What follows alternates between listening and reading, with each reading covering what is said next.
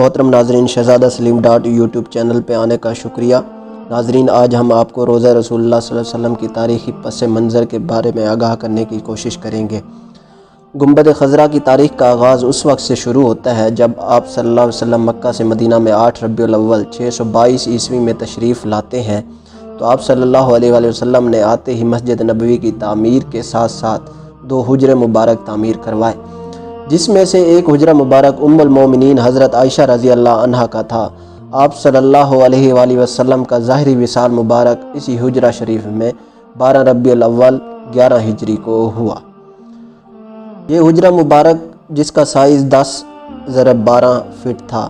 تو آپ صلی اللہ علیہ وآلہ وسلم کی تدفین کے حوالے سے کافی صحابہ کرام رضی اللہ عنہم اجمعین کی رائے مختلف تھی کہ کس جگہ آپ صلی اللہ علیہ وسلم کا جسد اطہر مبارک سپرد خاک کیا جائے، مگر خلیفہ اول حضرت ابوبکر صدیق رضی اللہ عنہ نے آپ صلی اللہ علیہ وآلہ وسلم کی ایک حدیث کا حوالہ دیتے ہوئے حکم دیا کہ انبیاء کرام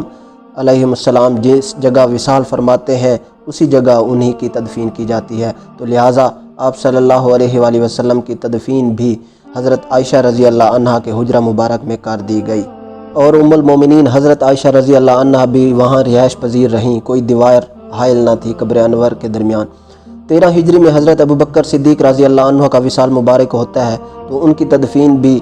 وصیت کے مطابق آپ صلی اللہ علیہ وسلم کے پہلو مبارک میں کر دی جاتی ہے۔ اس وقت لکڑی کے ستون سائیڈوں پر لگا دیے جاتے ہیں مگر چھت نہیں ہوتی، اور رہائش گاہ ام المومنین کے درمیان اور قبر انور کے درمیان کوئی دیوار حائل نہ تھی۔ روضہ مبارک میں پہلی ترمیم محترم ناظرین کہا جاتا ہے 17 ہجری میں لکڑی کے ستون ہٹا کر دیوار بنانے والے حضرت عمر رضی اللہ عنہ نے اپنے دور میں کی۔ بعد میں حضرت عمر رضی اللہ عنہ کا وصال مبارک 23 ہجری میں ہوتا ہے، تو ام المومنین رضی اللہ عنہا سے اجازت طلب کر کے حضرت عمر رضی اللہ عنہ کی تدفین بھی حضور صلی اللہ علیہ وسلم کے پہلو میں ہی کر دی جاتی ہے، اور کہا جاتا ہے کہ حضرت عمر فاروق رضی اللہ عنہ کے پاؤں مبارک والی جگہ کم پڑ گئی تھی، تو دیوار جو کہ کچی تھی اس کو کھودا گیا اور رہائش گاہ کے درمیان بھی دیوار بنا دی گئی۔ دوسری ترمیم الولید بن عبد الملک نے 88 ہجری میں کروائی جب وہ زیارت کی غرض سے مدینہ پاک تشریف لائے تھے، اور ان کے بعد حضرت عمر بن عبدالعزیز نے کچی دیوار ختم کر کے از سر نو کالے پتھروں کی دیوار بنائی، اور اطراف میں 5 گوشہ یعنی 5 کونوں والی پکی دیوار تعمیر کروائی تاکہ کعبہ پاک سے مشابہت نہ رہے، اور لکڑی کی چھت مبارک بھی ڈال دی۔ محترم ناظرین، تیسری ترمیم کا حوالہ 881 میں ملتا ہے، جو کہ بقول علامہ مفتی السمہودی جو کہ مدینہ منورہ کے بہت بڑے مفتی ہو گزرے ہیں، ان کی کتاب کے حوالہ سے علامہ صاحب لکھتے ہیں کہ 14 شعبان 881 ہجری میں 5 دیواری مکمل شہید کر دی گئی، اور دیکھا تو اندرونی 4 دیواری میں بھی دراڑیں پڑ چکی تھی، تو وہ بھی شہید کر دی گئی، تو مجھ ناچیز کو مزار پرانوار تک جانے کا موقع مل گیا، اور فرماتے ہیں سبحان اللہ، خوشبو کی لہریں اٹھ رہی تھیں، اور میں نے حضور اقدس صلی اللہ علیہ وسلم کی بارگاہ رسالت میں سلام عرض کی، اور حجرہ کی دیوار سیاہ رنگ کی پتھروں سے بنی ہوئی تھی جو کہ مجھے نظر آئی، جو کہ حضرت عمر بن عبدالعزیز نے تعمیر کروائی تھی۔ محترم ناظرین، علامہ صاحب اپنی کتاب کے اندر ایک اور چیز جو کہ حیران کن ہے اس کے انکشاف کرتے ہیں، لکھتے ہیں کہ حجرہ مبارک کا فرش سرخ ریت سے بنایا گیا تھا، اور چوتھی ترمیم محترم ناظرین سلطان سیف الدین کا قلاوون نے اپنے دور میں کروائی، اور لکڑی کے چھت کے اوپر لکڑی سے خوبصورت گنبد تعمیر کروا دیا۔ اس طرح چھت بھی مکمل طور پر بند ہو گئی، اور حجرہ شریف میں جانے کا کوئی راستہ نہیں بچا تھا، مگر ایک کھڑکی نما جگہ رکھی گئی تھی گنبد شریف میں، جو کہ آج بھی موجود ہے۔ 5ویں ترمیم 1481 عیسوی میں مسجد نبوی میں جب آگ لگ گئی تو آگ نے گنبد کو بھی اپنی لپیٹ میں لے لیا، اس وقت کی گئی لکڑی کا گنبد کا حصہ متاثر ہوا، تو سلطان قاتبی جو کہ اس وقت کے حکمران تھے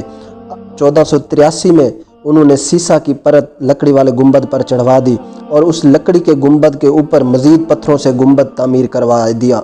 محترم ناظرین، 6ٹھی ترمیم بھی عثمانیہ سلطنت ترکوں کے حصے میں آئی۔ عثمانی سلطان اعظم نے سیسا کی دیواریں بنیادوں سے تعمیر کروائی، گنبد کی ہر جانب۔